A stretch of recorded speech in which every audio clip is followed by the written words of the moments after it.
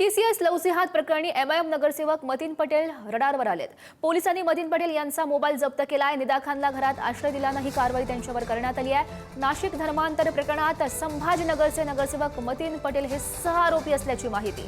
मतीन पटेल यांच्या कॉल डिटेल्सची पोलिसांकडून पडताळणी केली जाते आहे। निदा खान सोबतच्या आर्थिक व्यवहाराची सुद्धा चौकशी सध्या सुरू आहे।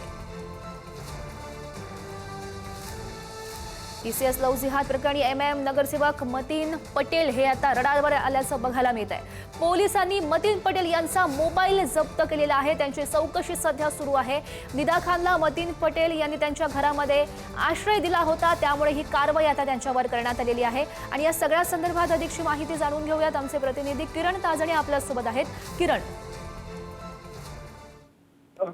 TCS प्रकरणामध्ये निदा खानबी गेल्या अनेक दिवसांपासून फरार होती। तिला कालच्या दिवशी नाशिकच्या न्यायालयामध्ये हजर करण्यात आलेलं होतं आणि त्या सगळ्या पार्श्वभूमीवर एक धक्कादायक बाब समोर आली, ती म्हणजे निदा खानला MIMचे जे संभाजीनगरचे नगरसेवक आहे मतीन पटेल यांनी आश्रय दिलेला होता आणि त्यांच्यामध्ये काही आर्थिक व्यवहार झाल्याचा देखील संशय व्यक्त केला जातो। इतकंच काय तर इतर अनुषंगाने देखील तपास केला जातोय। तिचा मोबाईल देखील जप्त करण्यात आलेला आहे आणि या संपूर्ण गुन्ह्यामध्ये आरोपीला आश्रय दिल्याप्रकरणी देखील सह आरोपी मतीन पटेल यांना करण्यात आलेला आहे। आता त्यांच्या कॉल डिटेलची पडताळणी जी आहे ती केली जाते।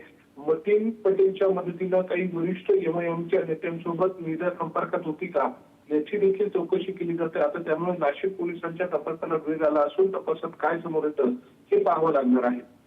नक्कीच किरण, खरं तर चौकशीच्या माध्यमातून नेमकी काय नवी माहिती हाती लागते हे बघणं अत्यंत महत्त्वाचं असेल। धन्यवाद दिलेल्या सगळ्या सविस्तर माहितीसाठी।